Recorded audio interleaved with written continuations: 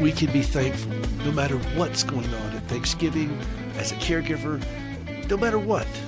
We can be thankful. Now, some of you all may be spending this time in a hospital. Been there. I've told you this. Some of you all may have, a lot of sadness in this time of year. Been there. Done that. I'll never forget Gracie's grandmother, who was just a delightful woman. Her name was Mary Emma Parker. My mother's name is Mary Emma. Gracie's grandmother is her dad's mother. They were all sitting around the cafeteria table for Thanksgiving at the hospital in Nashville, St. Thomas Hospital, and didn't know whether Gracie would be alive or not. She was in a coma for 3 weeks following her wreck on November 18th. And some of you can imagine what that's like. Now, I didn't know Gracie at the time, but I've heard this story many times, so I thought I'd just leave it with you all. Gracie's grandmother, she was a beautiful woman, a delightful woman. I did get to know her for many, many years and was enthralled with her. Just a lovely, lovely woman. And she had deep roots in East Tennessee. Gracie is herself a 9th generation Tennessean. And Gracie's grandmother was a member of the Daughters of American Revolution. I mean,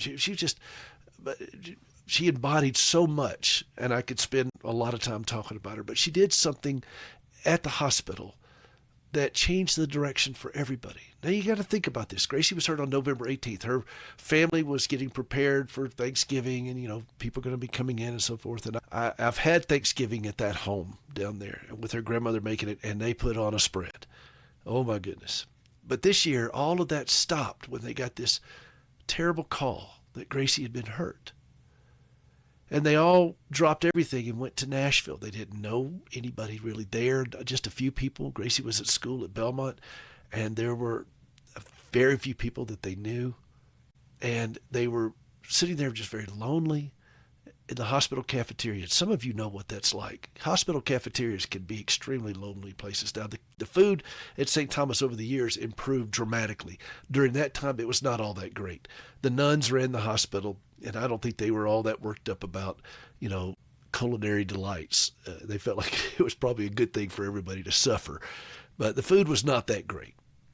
It is now. And I hadn't been there many years, but it got better before we left Nashville. The last time I was there at the cafeteria, it was pretty good. But at the time, no. So this little sad family is sitting around the table. It's Thanksgiving. They're in a strange city. Their family member is the floor above them. The critical care pods were on the second floor. The cafeteria's on the first. One floor above them, Gracie is hanging on to life by a thread. Nobody knows what's going to happen. The little bit of time they get to go in and see her in the ICU was just horrific because Gracie was so banged up. And it's Thanksgiving Day. And Grandmother Parker pulls out of her purse a little paper turkey that you put on the table like they did at school. And she put it on the hospital cafeteria table. And everybody just stopped for a moment. And she normalized the abnormal. She brought a little bit of sense into the senseless. A bit of tradition into the unknown. And she had a few little tiny decorations for Thanksgiving.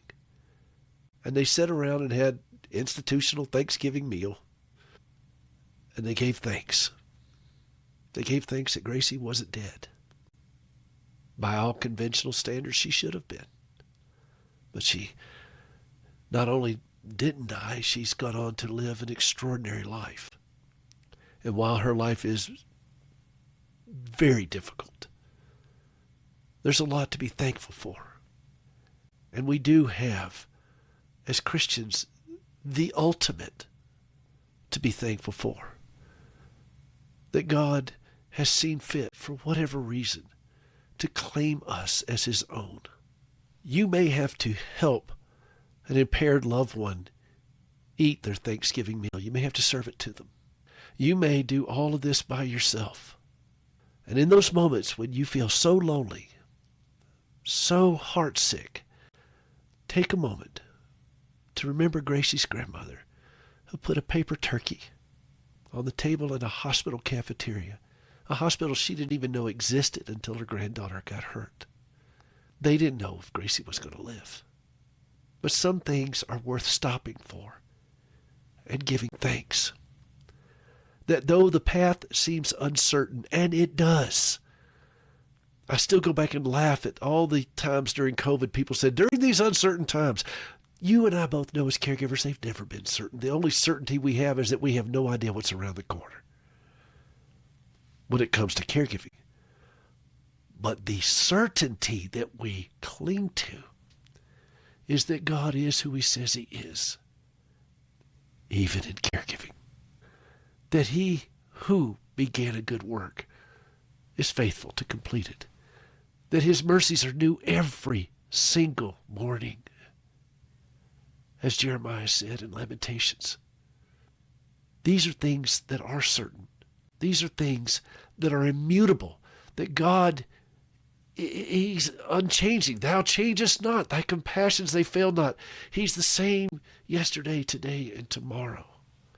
And as we deal with the ebbs and flows and the winds and the storms that accompany our life, particularly as caregivers, I am strengthened and I am bolstered that our God changes not. O God, our help in ages past, our hope for years to come, our shelter from the stormy blast, even in a hospital on Thanksgiving Day, and our eternal home.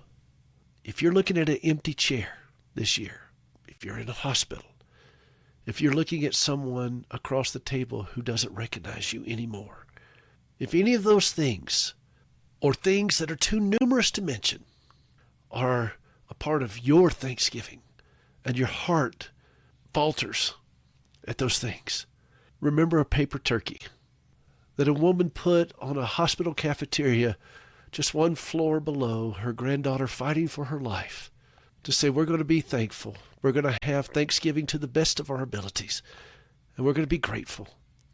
And she was. She lived an exceptional life of gratitude. I would honor her memory by doing the same. And I invite you to do it with me. Let's be grateful. Let's give thanks. And if you need some help with that, I offer Gracie's song, Thankful. It's wherever you download music, or certainly at our website, hopeforthecaregiver.com. And happy Thanksgiving. And I'm thankful that this woman that you're listening to right now, she lived. And what a life she's lived. Happy Thanksgiving. This is Peter Rosenberger. This is Hope for the Caregiver, hopeforthecaregiver.com. Here's Gracie. Thank you for my life. Thank you for the laughter. Yeah. Thank you for the chance. Thank you for the madness. Thank you for the dance.